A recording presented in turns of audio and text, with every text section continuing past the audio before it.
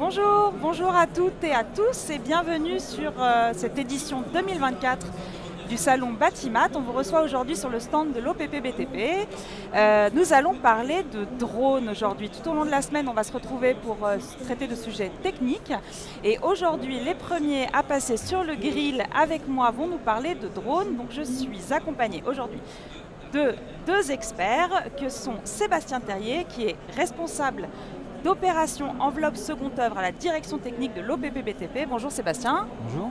Et je suis également accompagné de Philippe Barou-Doucet, qui est télépilote et formateur, fondateur de CMFD, qui veut dire Conseil Mission Formation Drone, si je ne me trompe pas. C'est ça. Donc vous, dans la vie, vous réalisez des missions de photogrammétrie pour des relevés précis, des missions d'inspection d'ouvrage, de conseil et de la formation. Exactement. C'est ça ? Bonjour. Voilà, bonjour. Alors, comme je vous l'ai dit, on va parler de drones. Donc les drones, tout le monde connaît. Tout le monde n'en a pas, mais tout le monde connaît. Il y a 10 ans, c'était encore quelque chose d'assez nébuleux. Aujourd'hui, ça se développe beaucoup, notamment dans le BTP. Il y a, on va le voir tout au long de cette table ronde, un intérêt économique majeur, mais c'est également un levier de prévention, en évitant notamment par exemple de monter sur les toits. Sébastien va nous en parler. Ça permet la capitalisation d'informations qui sont disponibles immédiatement et également archivables. Voilà, alors on va parler de ça tous les trois, mais avant de commencer, on va commencer et je vais d'abord laisser la parole à Sébastien Terrier qui va nous expliquer les drones, finalement, pourquoi faire.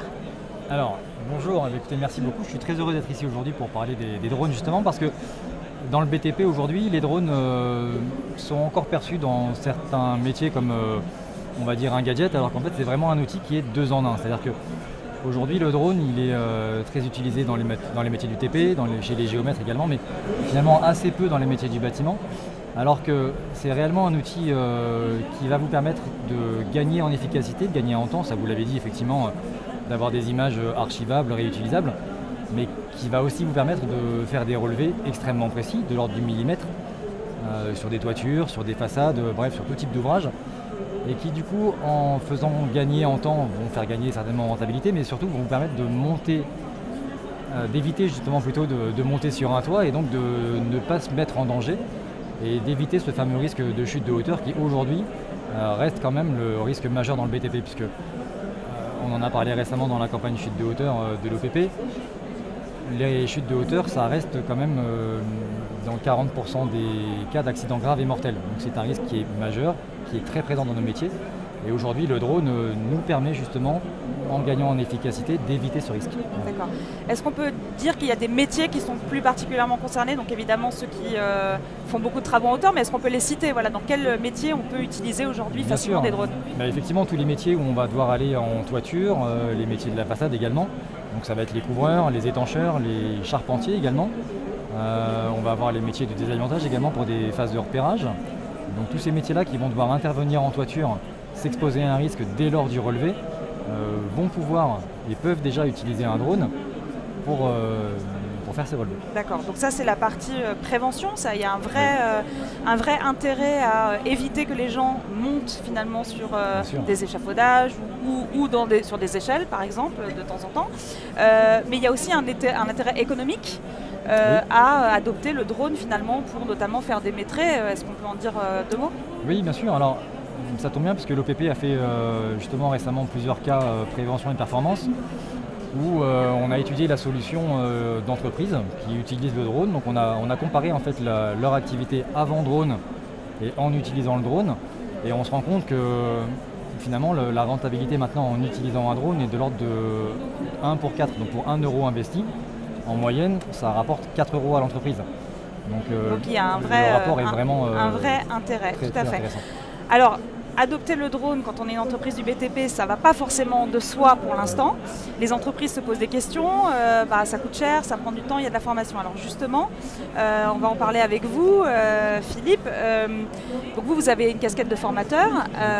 Aujourd'hui, quand on est une entreprise et qu'on veut adopter, une entreprise du BTP notamment, qu'on veut adopter un drone, par quoi on commence? Comment ça se passe? Qu'est-ce qu'on doit faire en fait? Alors en fait, il y a plusieurs axes à étudier. Le premier, effectivement, c'est la formation. Il faut dans la plupart des cas une licence pour pouvoir opérer le drone, notamment dans tout ce qui va être environnement urbain. et souvent les chantiers sont quand même en environnement urbain. Et la deuxième chose, c'est l'acquisition du matériel et comment on va gérer tout ça au sein de l'entreprise. La formation, c'est ni plus ni moins une licence, c'est un permis. Donc, comme une voiture. Plus ou moins comme une voiture, voilà, il y a un code qui est un petit peu différent de ce qu'on connaît, mais il y a un code et il y a de la pratique. Bon an mal an, c'est pas si compliqué que ça, il faut effectivement s'investir, mais la formation classique comme elle se passe dans la plupart des centres de formation, la théorie se fait à la maison, en entraînement, en autonomie, et c'est une semaine de mobilisation en centre de formation où on va du lundi au vendredi faire son apprentissage et passer son examen. Les machines sont aujourd'hui très très fiables, donc la courbe de progression est très très rapide sur l'utilisation. Donc finalement, ça se passe bien. Souvent, ce qui va faire peur, c'est l'aspect réglementaire. Oui.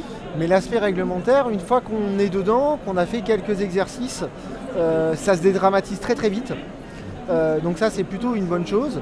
Et puis, plus on va avancer, mais comme toute nouvelle technologie ou nouvelle technique qu'on va intégrer dans l'entreprise, plus on va en faire et plus ça va aller vite de faire des préparations. Aujourd'hui, moi je fais une préparation de mission quasiment au téléphone, je suis capable de dire sous combien de temps j'interviens, etc. Ça va très très vite et il y a plein d'outils pour nous aider. Donc ça se passe plutôt assez facilement de ce côté-là. Après, la question qu'on peut se poser, c'est est-ce que c'est intéressant de passer au drone ou pas? Sébastien l'a dit, d'un point de vue sécuritaire, il n'y a même pas à discuter. Oui. Une machine on supprime le risque. Une machine qui viendra à tomber, c'est que de l'argent. Oui. C'est pas une vie brisée. Après, on parle toujours de cette machine qui tombe. Les accidents de drone, ça reste très très rare.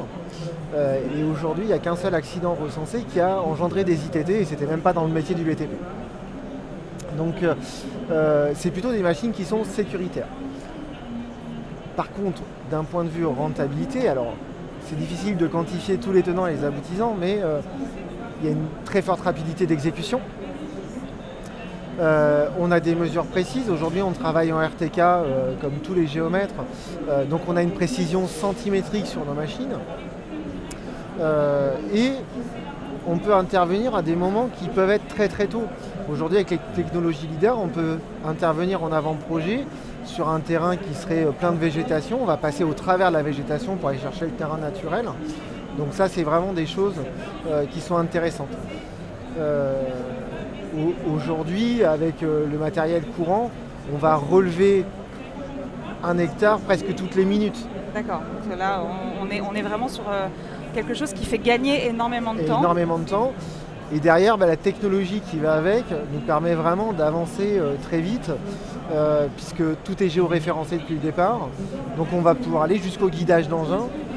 Et si on guide un engin, on va gagner en rentabilité sur le chantier.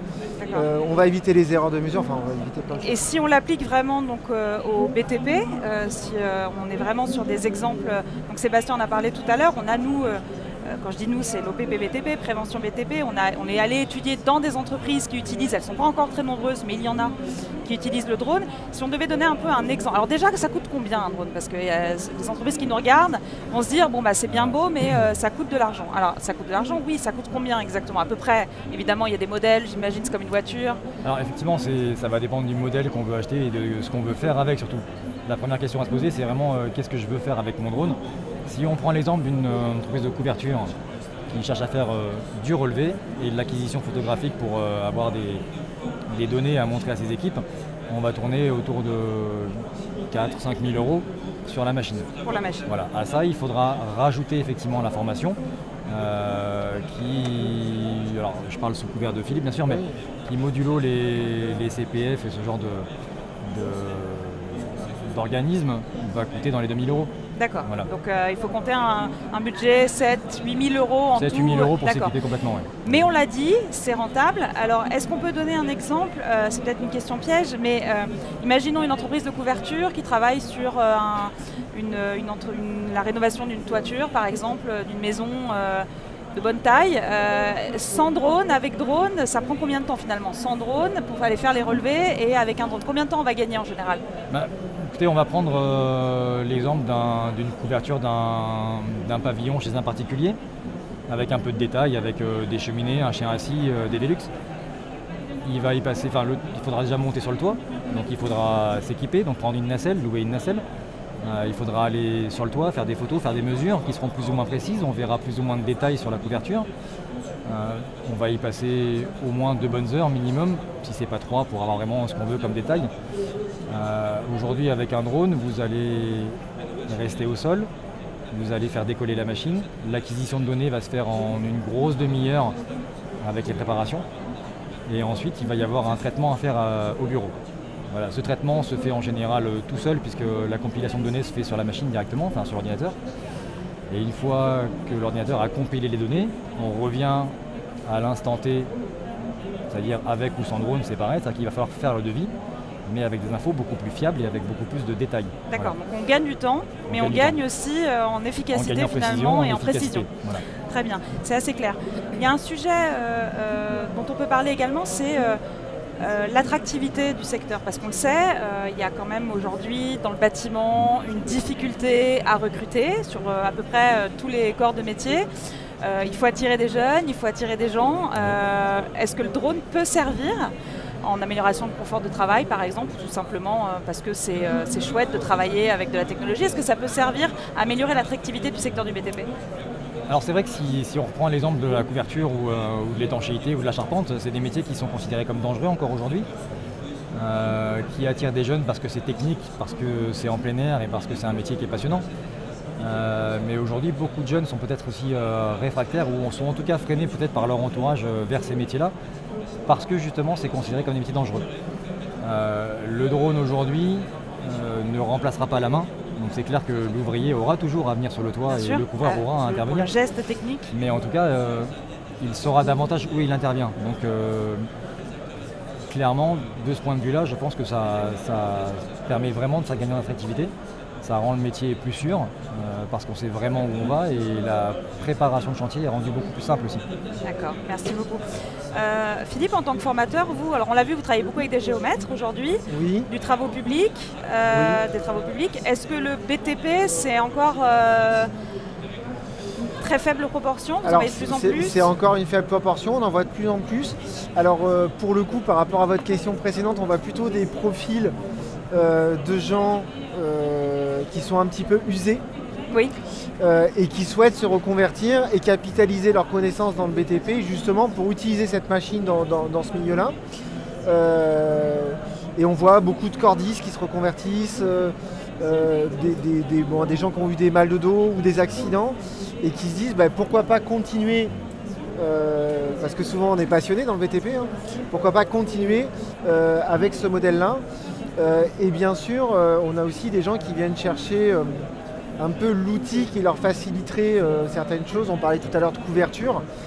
Effectivement, si je peux envoyer mon drone et pouvoir shooter mes 3 à 4 photos qui vont me permettre de constater l'état, et si encore on fait une photogrammétrie, avoir le mesurage, c'est un gain de temps par rapport au fait de monter. Parce qu'on parle de monter, alors il y a un risque à monter, mais monter, ça s'organise. Oui, bien sûr. On l'a vu, oui, Ok, c'est un petit bâtiment, j'ai l'échelle dans mon camion, je monte. Mais sur certains bâtiments, il va falloir que je commande une nacelle, c'est un coût. Oui, bien sûr. Il va falloir que je la fasse venir. Il va falloir organiser tout ça. Donc c'est du temps. Finalement, avec notre drone, alors soit on va pouvoir le faire décoller tout de suite, suivant la zone où on va se trouver, soit il y aura des petits délais, mais c'est 5 jours maximum, donc ça reste gérable. Et en termes de coût, un décollage de drone par rapport à une nacelle, je pense que c'est pas du tout comparable. C'est beaucoup plus intéressant. Vous avez parlé d'un élément qui est important, vous avez dit parfois ça peut prendre jusqu'à 5 jours. Oui, il y a des règles quand même à respecter, on ne peut pas faire voler un drone n'importe où. On ne va pas rentrer dans les détails parce que la réglementation, elle peut être assez vite complexe et c'est pas le but aujourd'hui de faire peur, c'est justement de rassurer. En revanche, on donnera les ressources pour aller chercher les éléments d'information, mais voilà, il y a une réglementation quand même. Est-ce qu'elle est très contraignante? Alors, elle peut paraître contraignante quand on ne la connaît pas. Hein, c'est vrai que de prime abord, on se dit c'est l'aviation civile, hein, ça peut impressionner. Mais c'est comme tout, une fois qu'on est rentré dedans, en règle générale, quand je fais une formation, lundi, mardi, mes élèves ils souffrent. À partir de mardi, mais c'est bien sûr, vendredi, ils commencent à maîtriser le sujet. Donc ça va très très vite, c'est pas hyper complexe non plus. Alors des fois, oui, il y a des petits délais d'attente, si on est en zone militaire, si on est en agglomération. Mais quand on organise un chantier, je pense que poser son échafaudage, alors je pars sous votre contrôle parce que j'en construis pas, mais Bien sûr. c'est pas demain j'arrive, je pose mon échafaudage, ça se Il y a prépare. un temps de préparation. Il y a un temps de préparation, un délai, donc ça se gère, en fait, ça s'intègre. Voilà, alors au début c'est nouveau, il faut l'intégrer. Très bien. Merci beaucoup. Alors on a des questions, parce qu'il y a des gens qui nous suivent donc, en direct. Alors on a des questions, donc je vais mettre mes lunettes forcément, parce que là sinon je ne les vois pas. Alors on a une question qui est, est-ce que ce niveau de précision peut être exploitable pour la création de maquettes? Alors, Est-ce qu'on peut faire des maquettes à partir des mesures qui sont prises depuis un bonne drone? question. Si on parle de maquettes d'architecture, J'imagine par exemple, déjà oui. des maquettes Alors, d'architecture, j'imagine. Comme disait Philippe, avec de la photogrammétrie, aujourd'hui on peut faire déjà une maquette numérique. Donc on va avoir un nuage de points qui va modéliser intégralement ce qui aura été pris par la machine. Donc oui, on a un degré de précision de mesure qui permet clairement de faire des coupes, de faire des vues de face, des vues de dessus. Donc on peut effectivement faire des maquettes comme on fait des plans déjà. D'accord. Si Oui, je peux me permettre, bien vous sûr. vous avez des entreprises aujourd'hui qui sont spécialisées là-dedans. Photogrammétrie par drone, maquette en imprimante 3D. Bien sûr, c'est juste une mise à l'échelle. On a le bâtiment à l'échelle réelle en géoréférencement. On vient réduire l'échelle qu'on veut et puis boum, ça imprime. Il n'y a aucun souci là-dessus. D'accord, donc beaucoup d'applications. On l'a vu, ça permet de prendre des mesures. Est-ce qu'on peut imaginer, si on se projette, si on réfléchit à l'évolution, que demain on pourra demander à des drones de faire des choses à notre place. Alors là, elle fait des choses à notre place, elle prend des mesures à notre place, mais d'effectuer des travaux, j'imagine que c'est une question qui peut se poser, en tout cas c'est une question que je me pose, donc je vous la pose, j'en profite que vous soyez là. Est-ce que demain on pourra demander à des drones de faire des choses à notre place? Alors aujourd'hui, le drone fait déjà certains travaux à la place d'opérateurs. Je pense notamment à tout ce qui est pulvérisation, c'est-à-dire qu'on a aujourd'hui des drones qui permettent de démousser des toitures, de nettoyer des panneaux photovoltaïques. Donc là, déjà, le drone fait des travaux à notre place. Donc c'est-à-dire que le drone, pour remplacer la pénibilité et remplacer l'exposition à des produits dangereux, le drone le permet aujourd'hui par ce genre de métier. D'accord, donc on a parlé de chute de hauteur, mais il peut y avoir d'autres risques qui peuvent être supprimés grâce à ça. Alors, dans les questions qu'on a posées, on a vu beaucoup d'informations. Les personnes qui nous regardent peuvent retrouver ces informations. Je sais que sur le site de préventionbtp.fr, vous pourrez trouver une mine d'informations évidemment sur tous les sujets de prévention, mais on s'apprête à publier. Oui, alors Je crois là que on est en plein dans l'actualité effectivement. Voilà. Sur le site de Prévention BTP, vous allez bientôt pouvoir retrouver 4 articles de fond. Où on a justement essayé de décortiquer la réglementation et décortiquer l'usage pour le rendre accessible, facile à comprendre par nos adhérents. Et donc ces solutions sortent à la fin du mois, donc on pourra les retrouver sur le site directement. Fin du mois de septembre? Septembre. Septembre, donc demain, aujourd'hui, incessamment sous peu.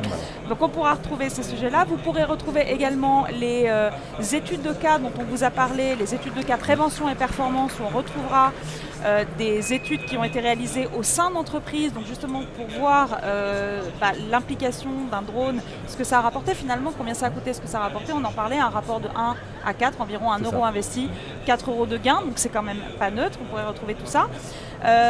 Également, j'en profite, tant qu'on y est, tout beau, tout chaud, on vous propose aussi, que vous pourrez trouver sur le stand de Batimat, un guide travaux en hauteur qui propose 21 situations à risque de travaux en hauteur, enfin de travaux en hauteur à risque de chute de hauteur, donc qui ont été décortiqués. Donc voilà, il vient juste de sortir également. Et qui fait la part belle au drone pour pas mal de solutions. Voilà, exactement. Donc avec tous ces éléments-là, vous pourrez travailler sur vos actions de prévention du risque de chute de hauteur.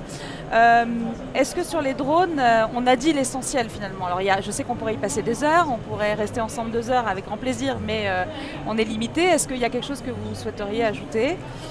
On n'est qu'au début, Oui. Vous l'avez dit tout à l'heure, on en parle depuis une dizaine d'années, la première réglementation est arrivée en 2012.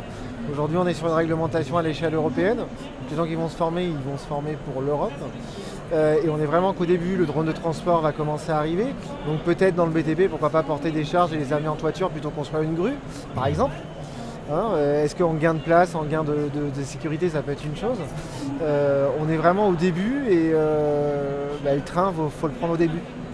C'est pour ça qu'on est là aujourd'hui. Sébastien, un dernier mot? Moi j'ajouterais juste que je pense vraiment qu'on est à un moment assez charnière où on est sur le même genre de révolution que l'époque où des logiciels comme AutoCAD sont arrivés dans le marché.